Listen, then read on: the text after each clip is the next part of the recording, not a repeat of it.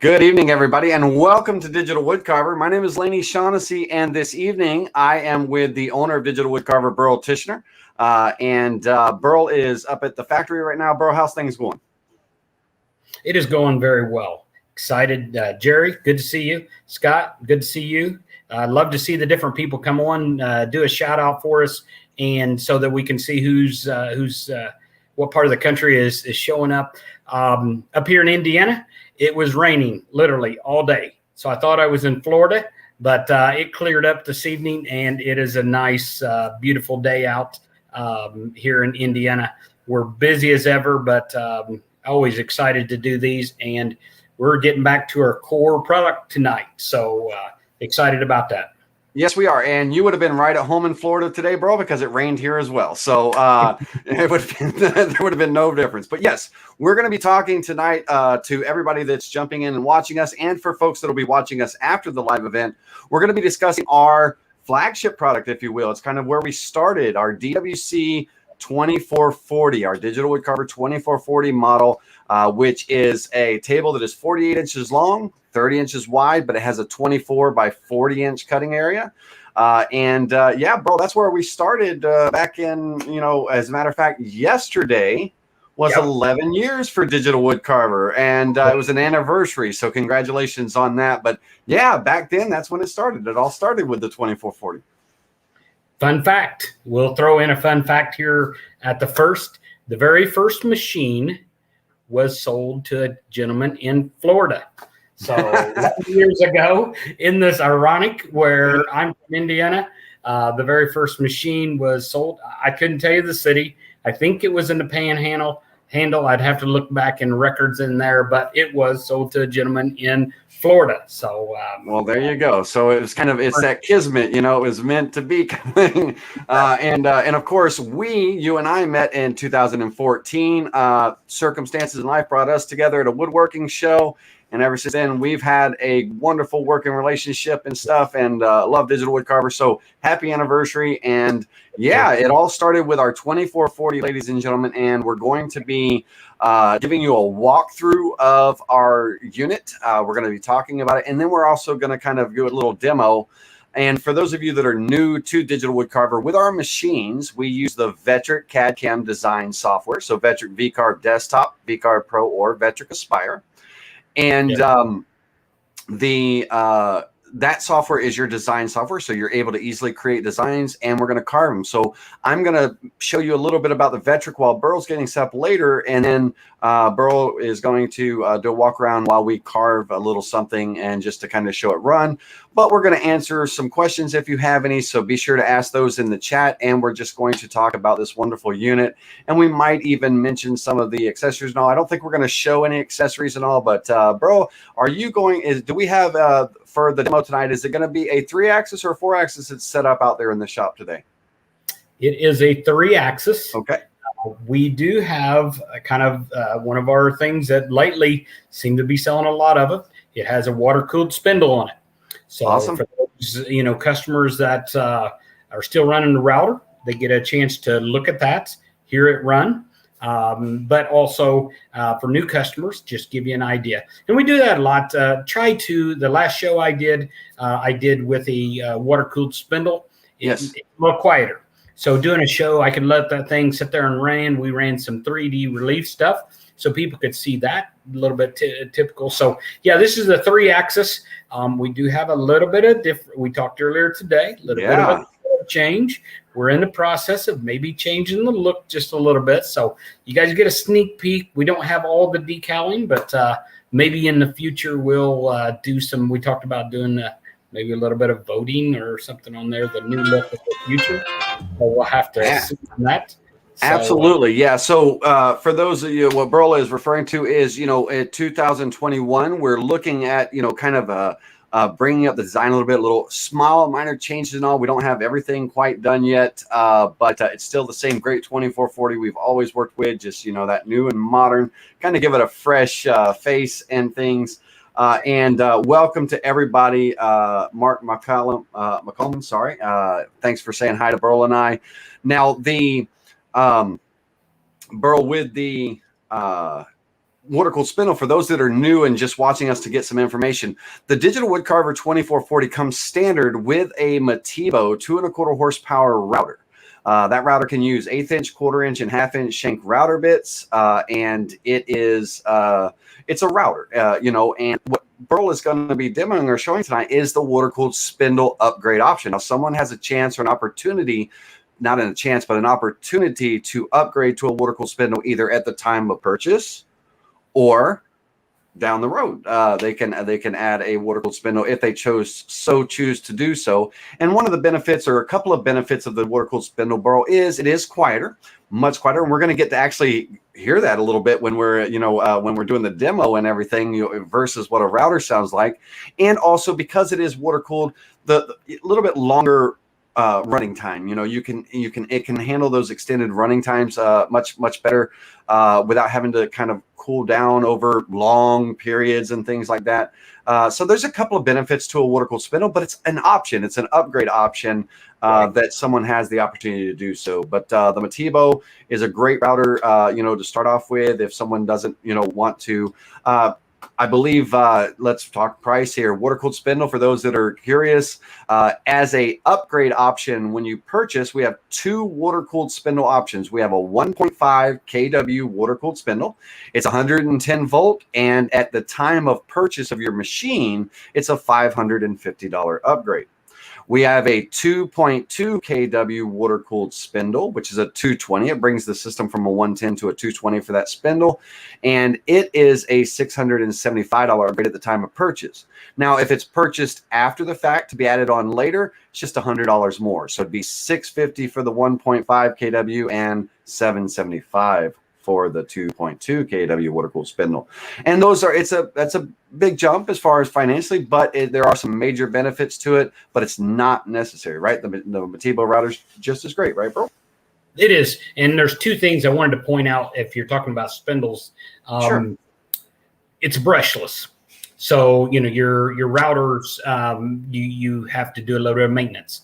Yes. When those brushes wear, or if the dust gets in and clogs up so the brushes don't move in and out smoothly, you have to blow them out, replace them very inexpensively, but it is maintenance. The water-cooled spindles are actually brushless. They're 3-phase motors, meaning the motor itself is. The other thing that is kind of cool with it is you have the ability with the software to physically change the RPM. Yeah. Software. The regular routers are variable speed. They're also soft start, but they're variable speed. So you can change it. It's a manual operation versus the software change. Right. The dial on the top of that router is how you can change the RPMs. But the software, you're absolutely right. The software does give you that control over the spindle and everything. So excellent. Well, Burl, before we get into the demo or anything like that, let's just say that for those folks that are joining us tonight and kind of heard about us as Facebook or wherever you heard about us, thanks for joining us.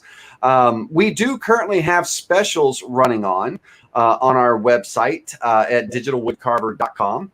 And I'll throw up our link here. And on our website, we have 10 specials running right now that you can actually choose from. You choose your special, whether it's a 1824 mini Carver or our DWC2440 that we're talking about. There are different package options that you choose that have been discounted in one fashion or another, or there might be some accessories added in that, and you get to choose your promotion. Right. So it's kind of a special we're running, and that's at digitalwoodcarver.com. If you would like to discuss a little bit more one-on-one with us and things, you can absolutely call us toll free, and the number's up on the screen, extension 1, and we're happy to answer any questions you have on a one-on-one basis if you have, things. But for sure, tonight, this evening, as Burl and I are going through, we're going to be here with you for 1 hour. If you do have any questions, throw them up in the chat area where you're viewing and stuff, and we'll be happy to try to go through as many of those as we can. And if we do miss any, we'll follow up with in the comment section of the video. I'll follow up after the fact. All right, so go ahead, Burl. Do a shout out in the notes that Jake is behind the scenes trying to answer those questions. So thanks, Jake, for doing that. And if you have questions, like I say, he is responding to us behind the scenes. So we appreciate that. Absolutely. And if you're over there watching us on Facebook, give us a like, folks, at the Digital Woodcarver page. We'd love to have that. It helps us out very much. And of course, if you are on YouTube, we do these shows once every month. Burl and I do. And then, of course, we throw up videos, on different topics and things that aren't live and everything. So if you're new, be sure to subscribe, turn on your notifications, and hit that thumbs up. And that way you're notified anytime Burl and I are going live or anytime that we put out a new video on the Digital Woodcarver YouTube channel. Sorry, Burl, I got to throw out these promotions and everything and get everything out there and stuff so people know how to reach us and watch us and everything. But Jake is amazing. He is our kind of our magical elf in the background, that makes the wheels roll at our website and all of our social media and stuff. So thank you, Jake, for that. And thanks for joining us tonight and this evening and all. And again, you said it at the beginning, but hello, Jerry Williams. Thanks for popping in, buddy. It's been a long time. Jerry is a wonderful customer of ours, and we love him to death. And it's great to hear from you. Thanks for popping in on us. All right, Burl. Are you ready for me to head back in the shop? Yep. So what I'm going to do is I'm going to talk a little bit while you get set up and everything, and we will see you in just a moment on your other camera. All right. Cool beans. How you doing? All right, everybody. So Burl's going to get set up, and we'll be joining us back in just a moment. And he'll be joining us in just a moment at 2440, the DWC 2440. But while he does that, let me talk to you a little bit about it. Now, the DWC2440, as I said, the table size is 48 inches by 30 inches. And of that, you have a 24 by 40 inch cutting area. That's where I got the name from. The Z height has a 5-inch Z height. So you're able to carve or cut through up to about 2 3/8 inch thick material. You can carve up to, depending on how much bit you got sticking out, you can carve up to about 4-inch thick. And of course, we do have accessories like riser blocks that raise the gantry to get more inch for those folks that want to work with bigger slabs and things like that. The 2440 uses precision linear bearings for its X, Y, and Z travel. It is dual belt driven on the X axis, single belt driven on the Y. And when Burl gets all set up and stuff, we're going to take a look around the machine, and you'll hear me repeat the stuff, but I just wanted to kind of give you a bit of a feel of what's going on with our unit. It is our flagship, and over the years, it has done nothing but get better. And even our machine, from years and years ago, they're still running and customers' strength and running strong. And I believe Burl, when he is ready, he's going to give me a thumbs up on his camera once he gets things kind of going, and then I'll bring him back in. But yeah, it's a phenomenal starter machine and all that. So it is great for small shops, medium-sized shops, and they even have some businesses that use the 2440 that they whether they're doing medium to light production, or if it's just kind of a hobby, or they're starting a business from. It's a great machine. Now, each customer at Digital Woodcarver, they have the options of growing with the company, and we do have bigger commercial units after the 2440 that they could move up to and all. But this machine, I bought mine. I'm actually a customer. I bought mine in 2014, and I bought mine, and I've loved it ever since. And it fits my needs for all the projects I'm doing. It looks like Burl is getting his camera organized and stuff. We'll bring him on live in just a moment here. As soon as he'll stick his hand out in front of his camera with a little thumb up that he's right there. You go. All right. Burl, let's see here. Let's bring you in, and I'm going to bring you in full screen. They don't need to see me while I'm talking here, Burl. So can you hear me? I can hear you just fine. Very nice. And can you, ladies and gentlemen in the chat, let me know you can still hear me, even though I'm not on the screen right now. I think my microphone is still going, but this is the DWC2440, and Burl, the new black look looks sharp. So for those of you, before it had a clear aluminum frame with aluminum gantries, arms coming up, and now it has a very rich black look to it. Burl, tell us a little bit about that new look. Is that a powder coated, or is it a high industry paint, or what is that?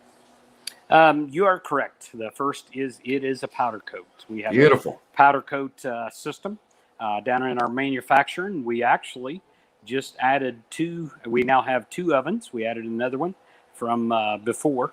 So I'll start out where we have a lot of the, and it hasn't changed colors, but our base or a stand. That is all stuff that we cut out with our laser, brake press bends it, and we powder coat it. So what we've done with these uprights, and there's some other parts that was normally aluminum, we changed it to a black, and then what we're going to do is you'll see a little bit of a initial interim decal in the front. We're going to add some new decaling here, new graphics and decals, exactly. and give it a nice new sleek look. It looks amazing. It looks wonderful. I love the added T-track down the middle of the table. Of course, yep. You know, when I bought my unit back in the day, it didn't have that center T-track, so I love that. Yep. Nice look and everything. And but no, the rich, it looks great. Now, ladies and gentlemen, Burl's pointing at the kind of at the spindle right now. That is that water-cooled spindle. You can see the water lines coming out of the top of it there. And that looks like, Burl, if I'm not mistaken, is that a 1.5 there? This is actually a 2.2. Yeah, okay, it is a excellent. larger one. Yeah. That's what we had, but it has 110 in our showroom here. We have 220 and 110 just for this purpose, and so this is the 2.2. The big advantage of that is you can use those half-inch shanks in the 2.2 over the 1.5. Right, exactly. So the 1.5 kW water-cooled spindle can use 1/8 inch and 1/4 inch shank router bits. It comes with both of those collets. And the 2.2 kW water-cooled spindle can use 1/8 inch, 1/4 inch, and 1/2 inch shank collets. And those are ER20 collets. So yes. If someone had a unique need for something offset like a 3/8 collet, they could get an ER20 collet with that 2.2 kW water-cooled spindle. You know, and yeah, awesome. But it comes standard with the 1/8 inch, 1/4 inch, and 1/2 inch shank. So the unit, like Burl says, we manufacture this in Martinsville, Indiana, and we have a factory also in Shoals, Indiana. And all of our steel, the steel frame is 1/8 inch steel. It is laser cut, bent, and powder coated. The stand is the only thing of the digital wood carver that needs assembled when a customer purchases one. Other than that, that machine is plug and play ready. It is not a kit. It's fully assembled from the factory. It is phenomenal. And it comes in we could buy it as a benchtop package without the stand. We could buy it as a 3-axis standard package, as you see here on the screen with the stand and everything, or as a 4th axis option that has a rotary that would attach to the side of it for doing table legs, spindles, and statues and things. Now, the controller, the motors, X, Y, and Z motors, those are, Burl, correct me if I'm wrong, I always get this wrong, but NEMA 23 or NEMA 32? Or yeah, they're NEMA 23. NEMA 23 steppers. About 380 some inches of force is what they can generate. And we'll go through, if you want, Laney, I'll go through real quick and kind of go through some of the features. The engineering side of it. Hopefully you can see me okay. I'm going to go underneath of it. We start off with the base or the rods that go underneath. Those are 1 inch solid steel rods, polished chrome rods with linear bearings. When I say linear bearings, those are actually circulating ball bearings that are in there. So it gives you a nice smooth motion back and forth, but also very rigid as you go back and forth smoothly. As we move up to the Y-axis, also we do use belt drives or timing belt for the X and Y. On our X-axis, we actually have 2 of them. That keeps your unit rigid, so you don't get any walking as you would down the long axis. And then on the Y, we have a single. But on our Y-axis, we have 2 3/4 inch precision rods with linear bearings on the back there holding that. And then the Z has the same 3/4 inch linear rods. On our Z, what transmits the motion is a lead screw. This is a high lead screw on that. It does a very good job, but it's a quick motion so that it can keep those speeds up that you need. Absolutely. And Burl, and that, let them know that hose that's coming off of the underneath the router, that's our vacuum housing, and it goes down to our vacuum system, and the vacuum system is included with the 2440 3-axis standard package. Absolutely. Okay. Very cool. There's a shop vac that is included with it down there. Yep. And folks, as far as our dust collection, it does come with the vacuum, but if someone has a built-in dust collection, they could add that to or attach that to the unit. They just wouldn't be able to plug it into the control box to be operated. It has to be operated independently of the control box, but with the unit that comes with the system, as well as the spindle, everything is controlled. When you start a job, that spindle turns on, the vacuum turns on. At the end of the job, when it's finished, it automatically shuts off. And Burl, it looks like you just took off the dust skirt, so I'll let you tell us what you're about to tell us. Well, I took off the skirt, and I wished I'd brought over a brush. We have brushes as optional. The skirts come standard, and what that does is it kind of helps control the dust. The other thing is you can see through it. So there's advantages of the skirts and the brush. The brush is a little more controlled area on that, but I wanted to show the router bit and the collet and the system down there, but also on the dust system. And Burl, go ahead. While you're talking about router bits for a minute, we had a great question that I think that you might be able, you and I can answer together. We had a question that says, why not just use 1/2-inch shank bits and forget all the smaller ones? And I'm going to start off with saying, well, like some detail bits, we might have some very fine detail work that are very small diameter. They could be 1/8-inch diameter or 1/4-inch for detailed precision type, I don't know, youth you're making or guitar making or what have you. And so the bits, your standard bits come with a 1/4-inch shank. But Burl, why not just use 1/2-inch shank bits and forget the rest? Do you have kind of a it's going to be a good thought on that? Right. It's going to be on your same line there. Is the bit itself, once you get down to small sizes, number one, the cost of a 1/2-inch shank bit, which wouldn't be necessary. Say you got an 1/8-inch diameter cutter. What good would it be to have this big chunk of steel on the top side?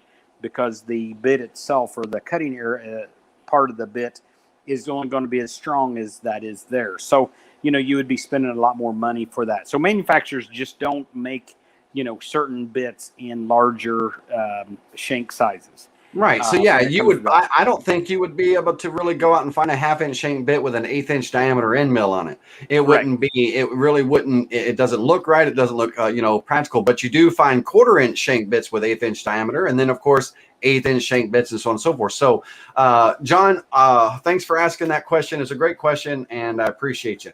Hopefully that answered it. And generally, Laney, other people have asked me that a lot of our bits are 1/4-inch. Generally, if you look at your bit selections, once you go to the 1/2-inch shank, it's generally for larger larger diameter cutters. There is some V cutters that are, 1/2-inch shank, a little more robust. I mean, certainly it's a little more robust of a bit because of the shank part of it, giving you a little bit of a strength. But for the most part, when you're doing delicates such as your 3D release with a 1/16-inch ball nose, you've only got so much ability and so much speed, in those chips and everything being removed, that you would simply just be wasting the material. Now, I'm not an expert in the bit arena. I've just been around it for a while. So, that would be my take. Certainly bit manufacturers could probably answer that better than I could, but I would see it's not practical. Yeah, exactly. Also, and as you get into the larger shank, that's usually your shaping bits and those big, profiles, removing profiles and stuff. There's a dust brush right there on the screen. So, Burl, somebody must have heard you and snuck one in on us. So that dust brush is magnetic. So when the router is raised up, it can be snapped right into place. So there the router goes up.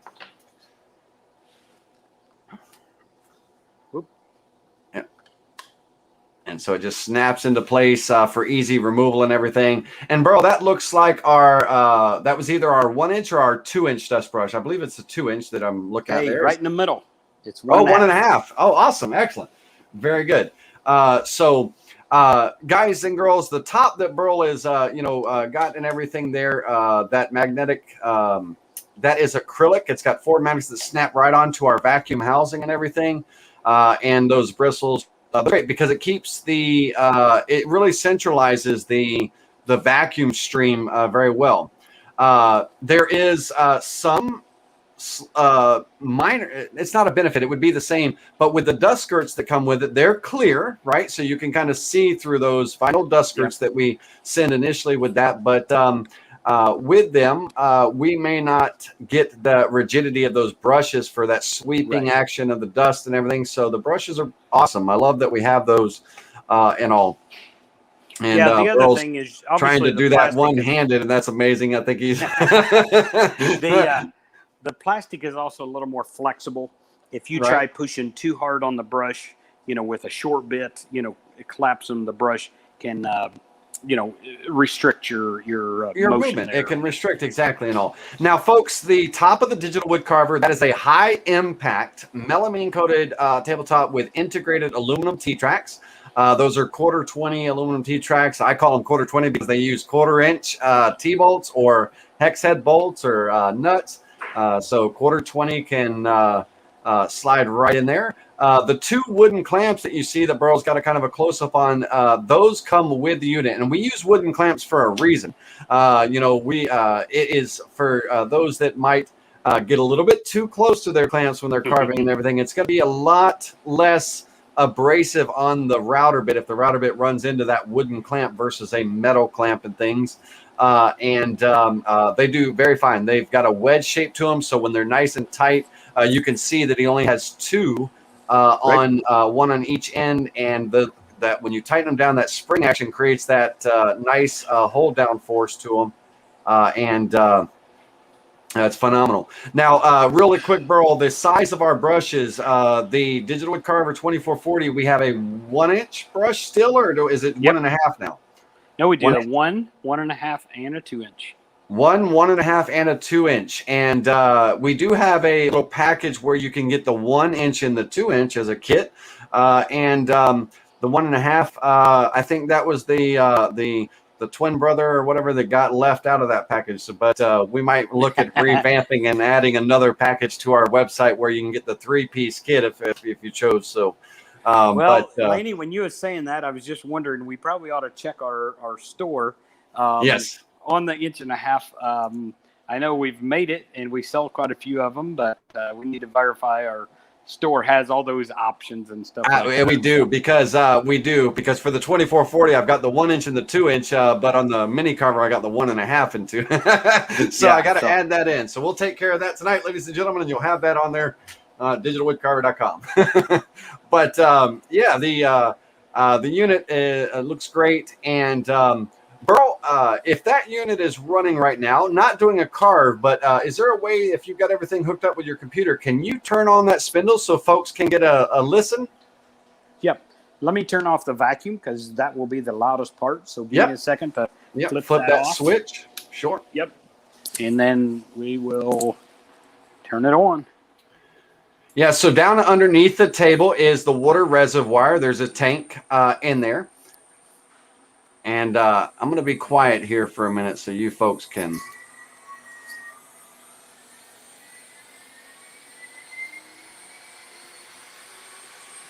That is the water-cooled spindle, ladies and gentlemen. Now imagine if you were standing this close to your router, the sound difference.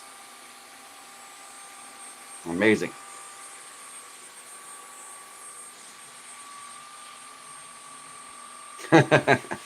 All right.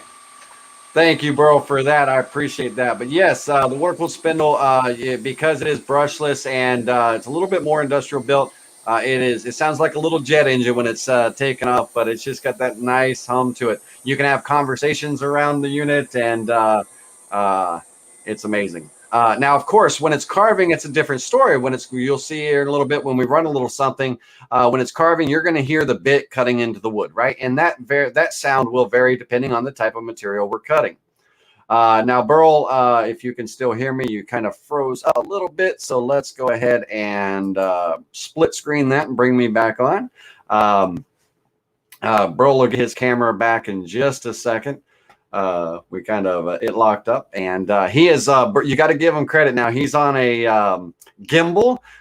We don't have cameramen or production crews, anything like that, so Burl is walking around that unit with a gimbal, and he is his camera has locked up for a minute, so we'll get him back in just a second. Can you carve on the 4th axis with the water-cooled spindle? Scott Woodsman, yes, you sure can. You sure can, Scott. So Scott asked, can you carve on the 4th axis with the water-cooled spindle? Yes, you sure can. And Burl will be back with us in just a second. His phone got a little excited and disconnected. All right. And then we're going to run a little something and all. So, oh, no, he actually popped back in here. Hey, bud. Were you joining me here, or were you just coming in to fix your phone? Hold on a second. So muted off. Yeah, I'm not sure what's up with my camera. All right.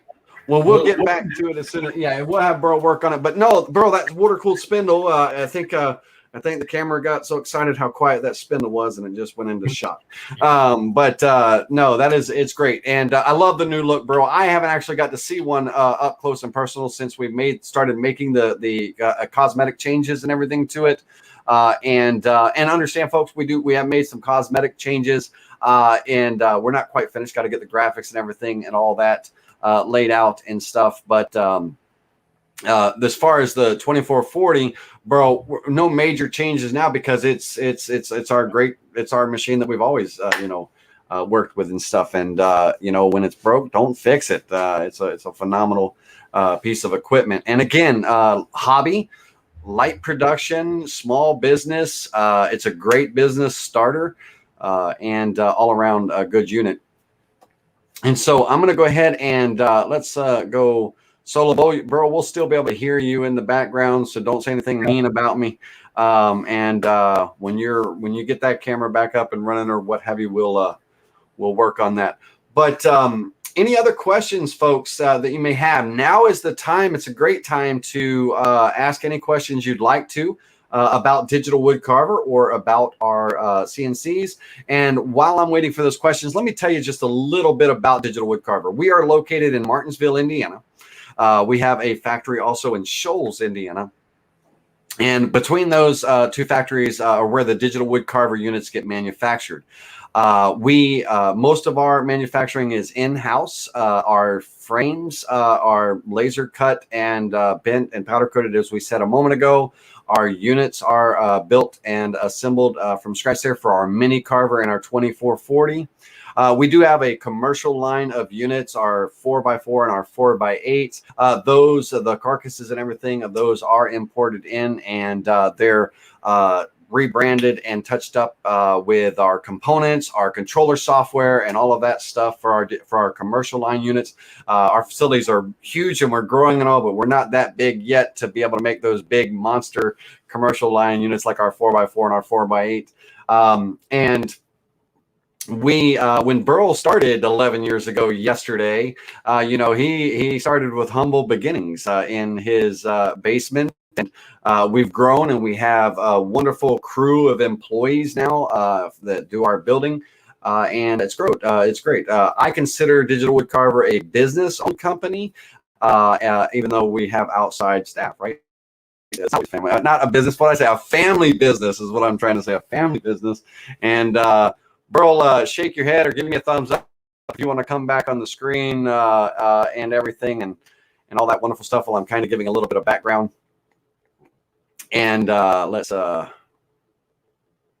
am I trying to do here? I'm trying to bring Burl up there. There we go. Let's get him unmuted. Hold on, Burl. I got you muted. Yep. Okay. Now you can hear me. Some of the camera is not working. So What I'm going to do, Laney, is why don't you turn me off? I'm going to take my computer, pop it in there where you can actually see it running off my computer, and I'll get running, and then we can talk about it. And if you want to talk about software and some of that stuff, sure, that's what I was leading into. Yeah, and you know, guys and girls, we are live, and you know, hey, anything can happen when we're live. So Burl's he's got a workaround. He's going to get his computer set up, and I'm going to talk to you about the Vectric software a little bit here. And so Burl will go ahead and bring me out and share my screen here. All right. Let's see if we can bring me out to the side.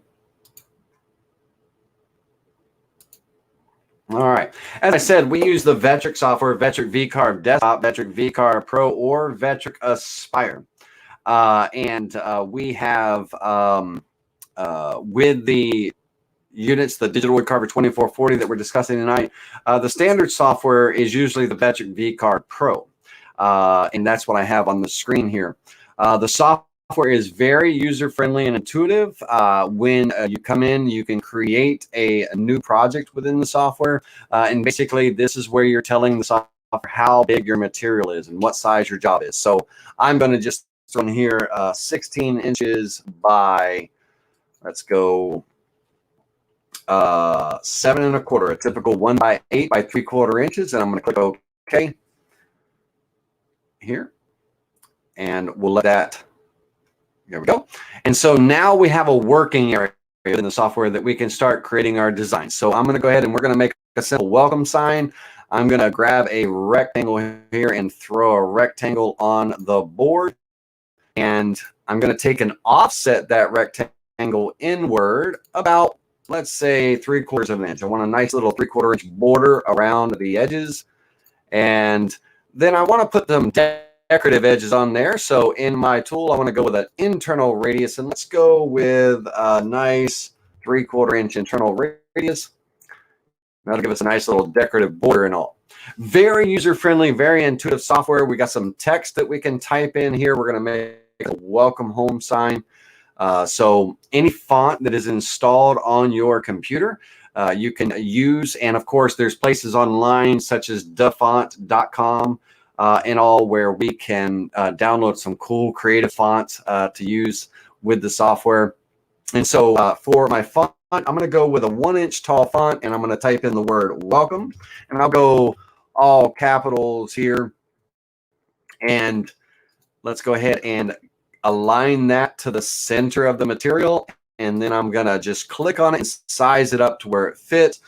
A nice little curly decorative text there. And let's say that this is my sign. I want to make a nice simple welcome sign here. And I'm ready to now create toolpaths. We simply switch over to the CAM side of the software where we create our toolpaths. CAM stands for Computer Aided Manufacturing. And I'm going to do a VCarve toolpath as well as a border cut with my V-bit. So we'll start out with the border cut. I'm going to use a profile toolpath here. And I'm going to cut about 3/16 of an inch deep, so 0.1875. And from my tool database, and everybody that buys a digital wood carver gets a list of tools that they can program into their tool database to set that up. And so I'm going to use a 60-degree with the machine. It comes standard with a 60-degree V-bit to get you started. And I want to be cutting on the line. So when I calculate before I even go carving all, I get taken into a preview window where I can actually preview the cut and look at what it looks like. So I can spin my board around and get a general idea. I can change what my board looks like in my list here. I can make it look like a piece of oak and all that wonderful stuff. And, you know, I'm happy with the way that looks. Let's go last and not least. Let's create our VCarve of our text here. So this will be a VCarve toolpath. And again, I'm going to use a start at 0. I'm not going to put any flat depth in there. The software will calculate that depth for me. And I'm going to use my V-bit once again to calculate that. And we can preview that cut. So now I've got a 98% representation on the screen of what my carving will look like. And I'm going to go ahead and let that run through. Let me hit high bottom. And so I'm at a very high resolution right now. It's taking a moment to render this because I want a nice look at what this is going to look like here. And so we've got a nice welcome sign. And once I'm done, all I do is save the tool pass and ready to take over. Now, Burl's got the controller on his screen. Burl, it looks like you're ready there. If I could get a thumbs up in front of your camera. If you're ready to go there. There we go. We'll add that in. And now let's bring Burl's screen up here. This is the controller software, the laptop that is attached to the 2440 through a USB cable that is provided. And this is where those tool paths that I would have just saved, this is where they would be brought over into to run on the machine. This software is called Planet CNC TNG, stands for the next generation, and it is very user-friendly. And it's got a very nice, slick-looking user interface. Over on the far left, you can see the X, Y, and Z numbers. Those are the coordinates. As the machine moves around, it keeps track of where that machine is from its home position. And we set the home position at the beginning of every job. And in the middle screen, it shows a preview of that cutter, the toolpath. So you'll be able to watch the little yellow dot represents your router bit. You'll be able to watch it go around and carve when it's running. And below on the left, you have manual controls in the software to manually move around. You'll see that yellow dot on the screen move around as Burl moves around. And you also have a handheld control pendant. That you can manually move around. And there's a sneak peek at our mini carver. Burl was just flashing us there, but there's the handheld pendant. That's our mini carver. That's our little baby of the bunch. It's an 18x24 cutting area. Very nice. Show them that pendant, Burl, and you got a handheld pendant with speed control where you can move X, Y, and Z motion and everything and all. So very cool. So John's got a great question. Is VCarve included with the machine? What do the different versions offer? Is it a one-time purchase? So let me really quickly, Burl, just kind of answer that question, and then we're going to do a little bit of running here. So VCarve software is bundled in with the package. So a user can choose Vectric VCarve Pro or Vectric Aspire with their DWC2440. And the mini carver that Burl showed earlier, the Vectric VCarve desktop is actually included in the price with that. But the VCarve Pro and Aspire are bundled in with the 2440 on our website because a user can choose whether they want Pro or Aspire. They can choose one of the two options. Now, the three different options, what do they offer? Well, with the Vectric VCarve desktop, it is designed for our smaller machines or for any smaller machine because it has a size limitation of 24 inch by 24 inch. The Pro, as you move up, has no size limit. The Pro has great features like nesting tools. You have access to the digital woodcarver. I keep saying digital woodcarver. To the Vectric gadget area where you have things like box making gadgets. They're little free add-ons and stuff. And it comes with an assortment of models built into it. And then if someone wants to build models or they want to sculpt and build models from scratch, then they can move up to Aspire if they choose to so. And Aspire has the ability, it has all the tools of desktop, but it has the ability to build models from scratch and things. And so that's what kind of the three tiers are. And when you purchase, like let's say you started off with VCarve Pro and you wanted to move up to Aspire, you already spent the $699 for the Pro. So when you upgrade to Aspire, it's a $1,300 price difference. You just pay the price difference to move up. And as far as John, as far as if it's a one-time purchase, when you purchase your Vectric, you own it. And now Vectric releases version updates every year. And a user has the option of staying on their version that they purchased for the rest of their life, or if they want to upgrade to a new version, there is a fee. So for VCarve Desktop, it's a $90 fee. For VCarve Pro, it's a $175 fee, and for Vectric Aspire, it's a $400 fee to be able to move up to that next version and get all those great add-ons and that next year of major updates and things. You can go to Vectric.com to learn more about the Vectric software, or you can call us at our toll-free number, and I'll throw that up on the screen. If you have any more questions, John, I'd be happy to answer those and everything for you. All right, Burl, tell us a little bit about what you're going to be doing tonight. Well, we're going to do our logo, and you guys seen that on the screen there a little bit. That was just tool path. So just like Laney was doing on the welcome, we just did our logo, brought it in and traced it and created a V-carve tool path for it. The bit we're using is a 60-degree 3-flute bit. It's a nice little inexpensive bit, but it gives you a nice, good finish on your wood as it cuts. So I'm going to fire it up here.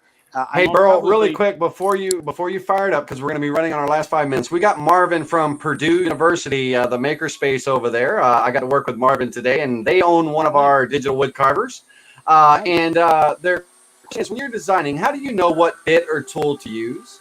And so, Marvin, while the unit is running, and I'll be able to talk to you in the background while it's running, it's an amazing thing. But depending on your carve, in this case, we're carving our logo. So it is a 60-degree V-bit. And Burl's going to turn that vacuum on right now. You'll hear that in just a second. But your V-bits, your common sizes are going to be 60-degree, 90-degree, even a 22 or 30-degree V-bit, and depending on your depth or definition that you want in your design, and the size, your different angle bits are going to provide different depths when you're doing a simple V-carve like this. Most commonly, like myself, I'm a 60-degree guy. I love my 60-degree V-bit, but when I do larger text or larger designs on bigger pieces, and I don't want that depth of cut, I might want just a little bit of depth, then I'm going to use a 90-degree V-bit, or maybe even, depending on the size of the project, I might even use a 120-degree V-bit because my design is going to look the same as that I laid it out, but the depth of cut vary based on that bit. As you can see here, we've got, we're looking at a little router bit that's getting carved in. That's part of our logo with the word Carver. And that wide space on the lines of the wider bits, you can see that it's carved a little deeper than the actual word Carver, because the spacing determines, the spacing of those lines determines how deep that's going to carve based on its angle. And if I was doing a profile cut to cut a part out, I'm going to use an end mill. Now, I might use an 1/8 inch end mill, a 1/4 inch end mill, a 1/2 inch end mill, depending on what my needs are. Typically, when we're cutting out shapes and stuff, if there's not a small detail in those shapes, then typically it's your 1/4 mill that you're cutting with. And another type of bit is a ball nose, a tapered ball nose bit, and those are your 3D finished detail bits. Those are when you're doing 3D carving and 3D reliefs. Your detail work in those 3D models, those will be typically done with a tapered ball nose bit and things. And so how do you know which bit to use? It all depends on what your needs are. And the software is great. Vectric software will actually, in a V-carve toolpath, it will actually limit what you can see inside of your tool database, and it's going to limit it to ball nose and V-bits, because those are the two that can be done as the main tool for a V-carve toolpath. But if I was doing a clearing pocket, then it will show me end mills, because I can actually do my pocket work with that. So as you can see here, the bit just did its outline of the frame of our logo, and now it's starting to carve the word digital. So great question, Marvin. Thanks for joining us tonight all the way from Purdue, and we appreciate you guys over there, and look forward to working with your folks at the Makerspace and all that wonderful stuff. But great question, and this is something that we'll definitely get into when you do your 2-hour orientation training with me, to kind of give you a more in-depth look of how to choose bits, the proper bit for the job, because it's all about that preview, right? We want to make sure that our preview looks good before we carve, and you'll know right away if you want to use a different bit. And the design really is going to kind of dictate what type of bit you're going to be using. Really, it's not going to say it's not choose it for you.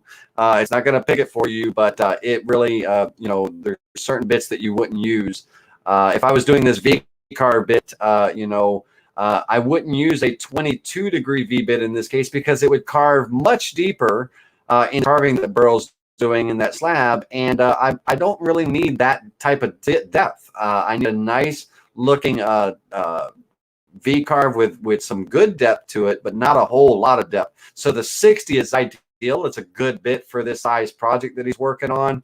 And for me, my 60, like I said, that's my go-to V-bit for a variety of projects and all.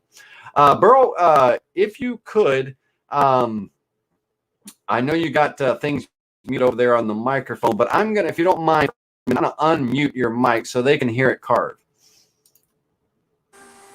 No problem. I turned the vacuum off because it is fairly loud, but certainly you with this, the spindle. So ladies and gentlemen, right. Yeah, he does have the vacuum turned off, so we will see some chips flying around, which is cool. But with dust collection, it does a very good job of maintaining the dust collection and all. But yes, listen to that carve. Burl, now, I am pretty good with my woods, but that looks like a live edge piece of what? That is a live edge piece of aromatic cedar. You wouldn't probably tell because you're seeing the white part of it. If you look down there around the knot, you'll see the red part of it. What I was kind of hoping with this edge wood, and we're in the sap part of the wood, I was hoping some of that red would pop through on those letters, but it doesn't look like it. Looks like that that white layer is a little bit too thick. But this is a live edge. It's obviously not a very valuable piece of wood, but that is really, really big right now, is having stuff that is rustic and utilizing these pieces that otherwise you wouldn't use for other things. Right. Burl, we got a great question about the water-cooled spindle while we're watching this carve. Yep. Scott Woodson asked, does the water-cooled spindle have any safety features preventing overheating? Now, I know that I'll let you answer this question, but it has a VFD, a variable frequency drive, that has that variable frequency drive has a lot of sensors in it as far as, about that spindle or its electronics and all.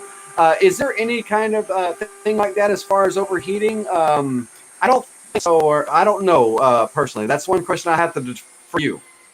Yes, the spindle does not as far as temperature and the coolant. One of the things that we want to do is each time you fire it up, you want to make sure that the water is flowing so that you have flow through there.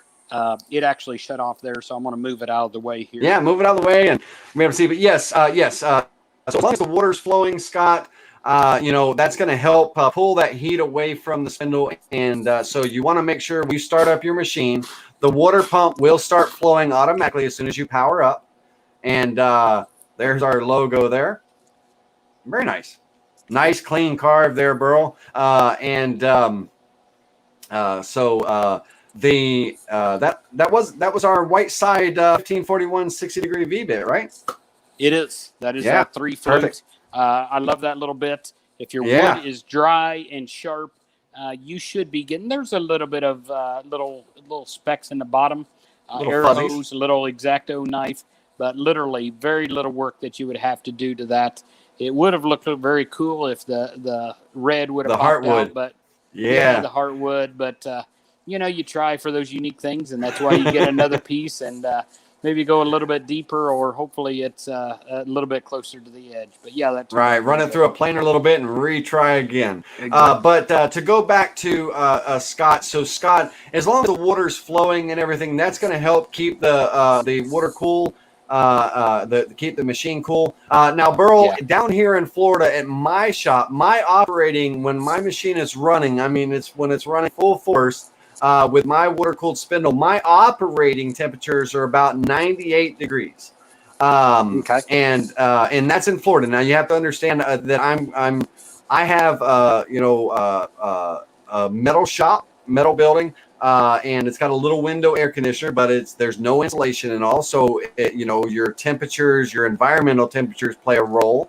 but my operating water temperatures and stuff are about 98 degrees, and that's the norm. So when I start up my machine and it starts cranking along and all, I have a little temperature gauge that shows the operating temperature, and I'm usually steady at 98. And if I wanted to cool it down, there's things that I could do in my shop. I could, rather than the reservoir that I'm using, Burl, I could add, throw some fan or something in it. But sure, there's coolers that I could plug in. There's like actual coolers that I could plug into my water tank and drop down. Those are third-party market type kind of things, guys and girls, that you would do. But to end, long story short is no, there's no safety feature that's going to alert you to that. That's something the operator just needs to be aware of. I keep a little temperature gun, one of those little trigger, pull, point and shoot laser temperature guns at my machine. It's kind of nice for me to just shoot at the spindle and check out the temperature. I can monitor that, and I can make whatever adjustments in my shop that I need to as needed. All right, so cool. Burl, looks like when I had you show us with your volume and all, we turned off the dust collection, and now I got dust all over that pretty unit. Yeah. But that's what for, making sawdust. Exactly. But very good. Well, listen, we're getting into our 56 minute of this 1 hour round, Burl. So I kind of want to, I went through all the questions. It looks like, they've all come through, but I have one more question on the laser. Can it be used on the 1824 to do pins with? Thank you. So, someone, Peter Hearn in our chat alluded to the digital wood carver 6-watt laser attachment that can be attached to the 2440. It's one of those accessories that we do, and there's a picture of it right there. Great job on that, Burl. There's our 6-watt laser that attaches to the front to do laser engraving. Yes, that 6-watt laser can be attached to our 1824 mini carver, Peter Hearn, and everything and stuff. So very cool. Thanks, Burl, for that and all. Yes, it can be attached to the mini carver. And as far as doing pins, yeah, if you create a little cradle on your tabletop, if you create a little cradle on your tabletop and stuff, you're able to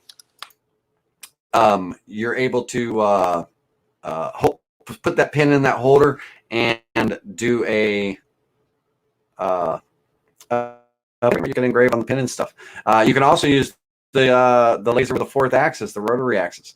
All right, looks like Burl is gotten back to his desk there, and that camera is perfect. Burl, just give me a thumbs up when you're ready to come back and say your goodbyes with me.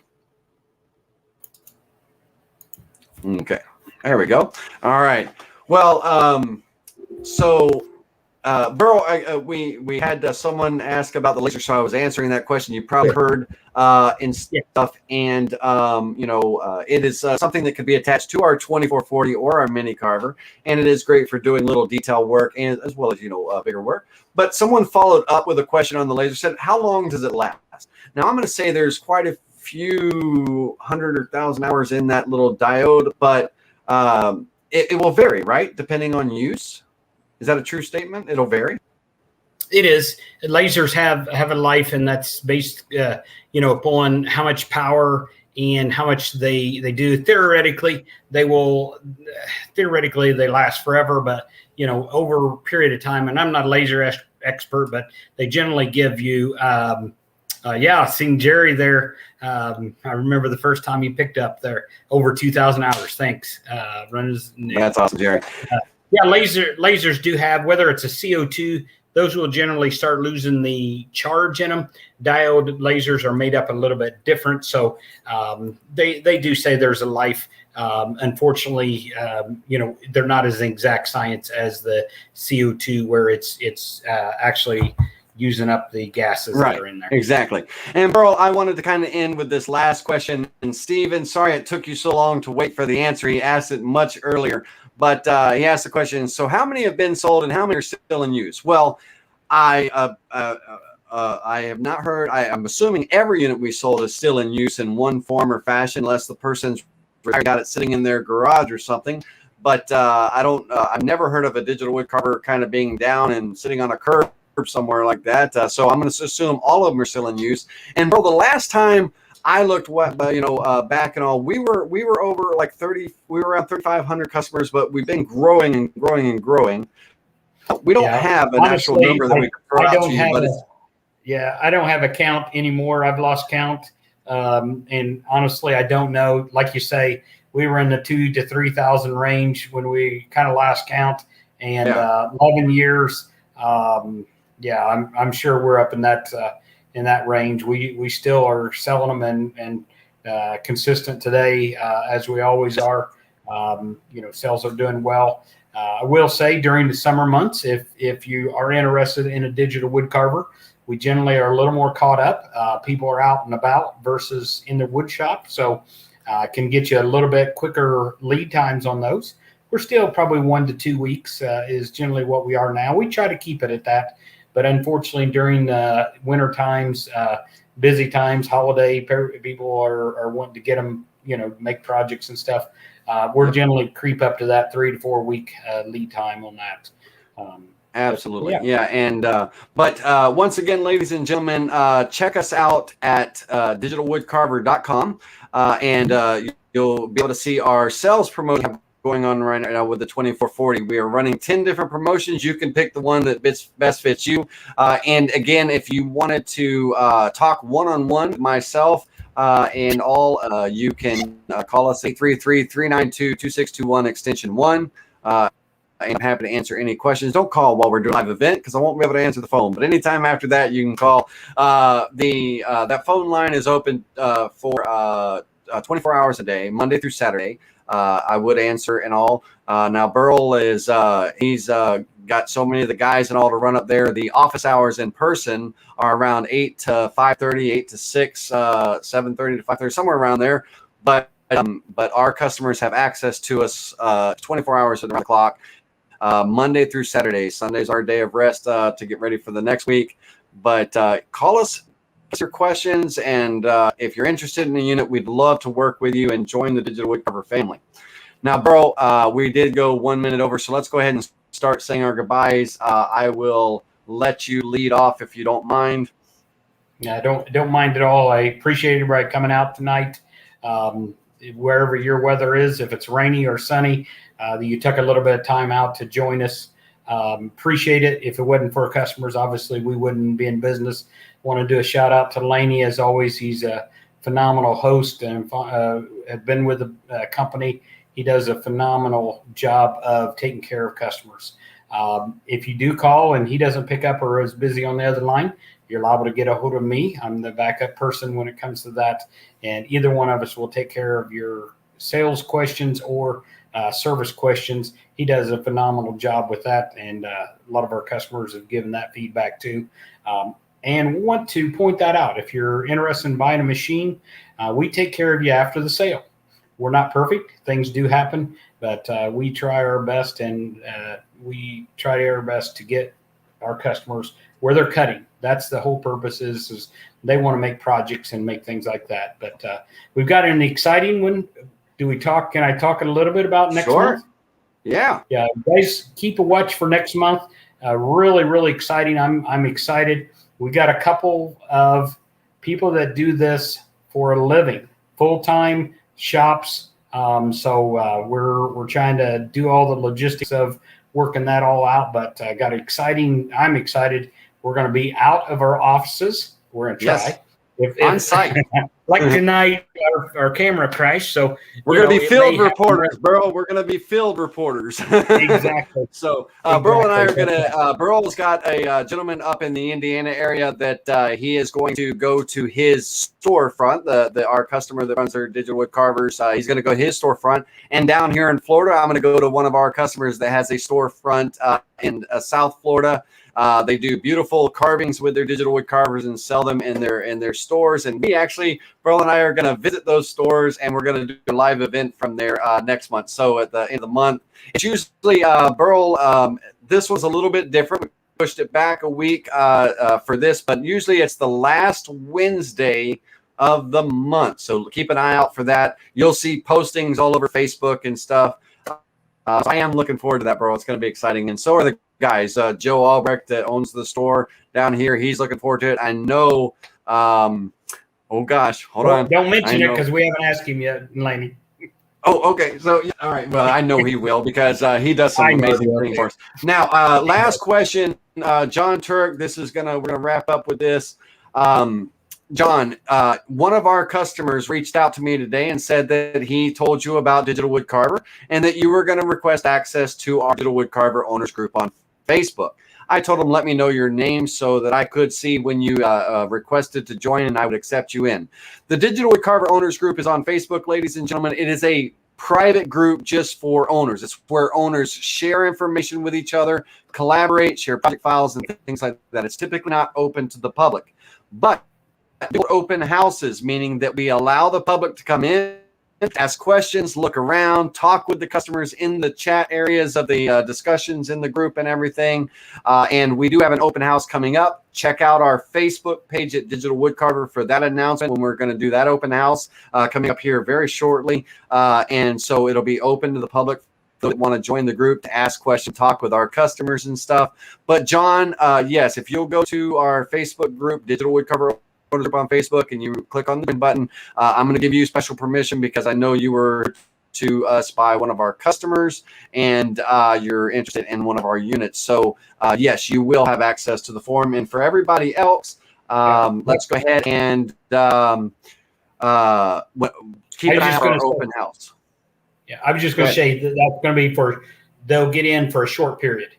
Yeah, it's the open house is only it's usually a 4-day event, Friday, Saturday, Sunday, and then Monday their access is removed. And over that weekend, they can ask questions, talk with the owners, and look around and all that good stuff. So, and those are great events because you're getting to hear information from the owners, the people that run our machines, that own our machines, that bought our machines, rather than hearing, from just Burl and I and us telling you how great things are, because they are great. And Burl alluded to it.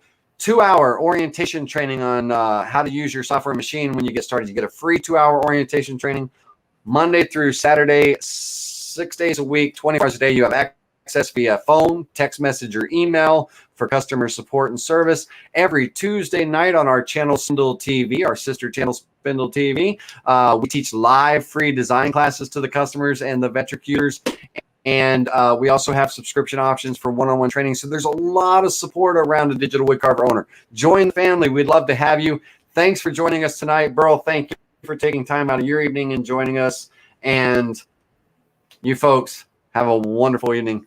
Thanks again. Hit that subscribe, like us on Facebook, and we'll see you soon. Bye now. See you, bro. Bye.